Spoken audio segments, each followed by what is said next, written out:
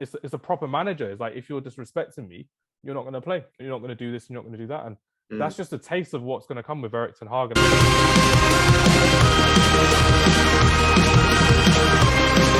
Antti, can you tell us a bit more about what you can expect from Erik ten Hag in his first season at Manchester United? Because I'm looking forward to seeing his style of play. I've been raving about it for the last year and a half, I would say. Really enjoyed watching him play. But do you reckon he can adapt in the first year to the Premier League? Do you reckon he can adapt quickly enough to English football? How do you kind of see it from your point of view, Anthony? Well, he seems really intelligent. So I think he's got the acumen to be a good Premier League manager. I think it all depends on his coaches as well. I think it's vital that he has that Premier League experience on his coaching staff. So obviously you've seen the rumours about McLaren and like Mullenstein and Percy even. I think it's so important that he gets that right, because you saw with Moyes when he got rid of like Mullenstein and Phelan, he really mucked up there. Whereas if you've got that consistency and you've got someone with like a United history maybe, then I think that will help him going forward. But yeah, he seems to like 4-3-3 or 4-2-3-1. So I think we've got the structure in place for him to shine. And yeah, it would just be exciting to have a fresh start again from the start of next season. For me personally, I do think it will take probably 2-3 years. So what would you all consider success from Erik ten Hag's first season at Manchester United? So what does success look like under Erik ten Hag in season 1?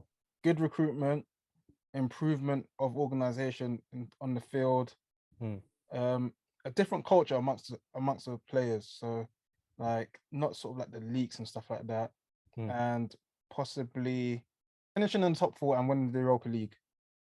Yeah, if we qualify. Sean's not here to tell us, so it's all good.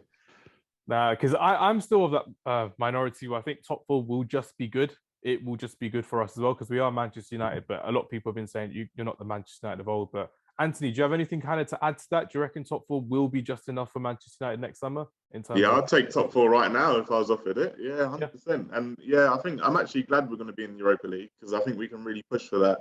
And it would be a good first trophy for Ten Hag to get under his belt if we can get it. So yeah, I think top 4 Europa League. I just want to see some passion on the football pitch and some like leadership and just some good energy. Like there's been so many bad stories this season, so many different storylines that have been negative. Like we just want a positive season. Hopefully Ten Hag will bring that. And Zim, you mentioned earlier in the podcast as well, you wanted to see a bit more youth coming through from the academy, from the reserves. Do you reckon the likes of Ethan Laird and James Gardner will stay in this team from Erik ten Hag? And do you reckon they'll actually continue being part of his squad for next season going forward? Yeah, I think obviously that's something that Ten Hag's renowned for, like bringing in through youth. Not necessarily Ethan Laird. I'd like to see him given game time. But, you know, James Garner's got a good full season at Nottingham Forest. I think that would be good to see what he can do in the Prem. Also, like, you know, giving chances to play youth players who haven't had like a full season. So the likes of Garnacho, and not even necessarily at the start of the season. Like let's get them in like pre-season, and then come like January or towards the end of the year, I'd like to see the likes of Garnacho, Charlie McNeil, you know what I mean, like shadowing some of the first team players. You know, if we're in Europa League, I'd like to see him win that. It's not a tournament that I'm super gassed about, but I remember us playing against Ajax a few years ago, and Ten Hag managed that. And so he's gotten close to European success in that front, and also to a semi-final, like almost to a final in the Champions League. So he doesn't have that European finesse. I'd like to see him just take it over the line. Definitely, yeah, just that one step further, and he gets that under his belt, and he gets rid of that omen of being the nearly man in European football. So that'll be something really fun for us to see as well. It's going to be good to see how a lot of these French players kind of want to impress the new manager, the likes of Pellistri coming back on loan, Amad Diallo after an unsuccessful loan at Rangers as well.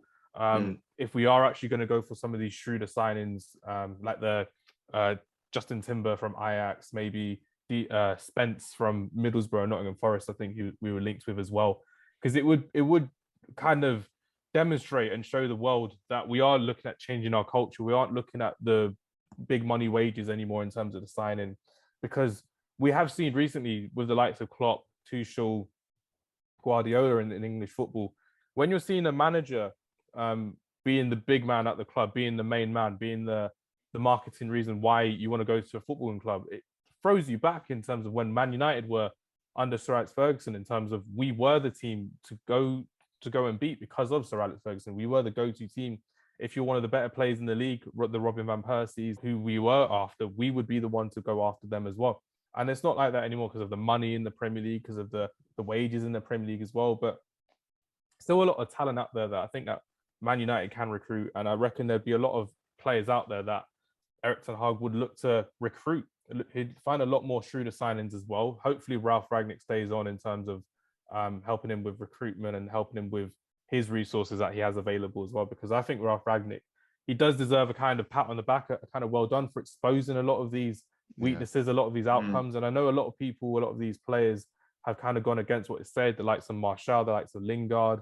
Eric Bailly obviously commented on social media as well. You're kind of just there like, it's a proper manager. It's like, if you're disrespecting me, you're not going to play. You're not going to do this, you're not going to do that. And that's just a taste of what's going to come with Erik ten Hag. For some reason, I feel like Ralf Rangnick is a big liar. I don't know why I just keep getting that vibe from him. So I didn't think about, you know, that 10 or 12 players. I think you might get a good 4 or 5 very decent 20 mil, 30 mils, maybe a 50 mil here, 60 mil there. I'd take that. I think that's what you're going to go for. And I think that's what Ten Hag wants. I think Ten Hag is coming in for a project. I think this is your process. And I think it's going to take some time. But I think next season I expect a lot better from you.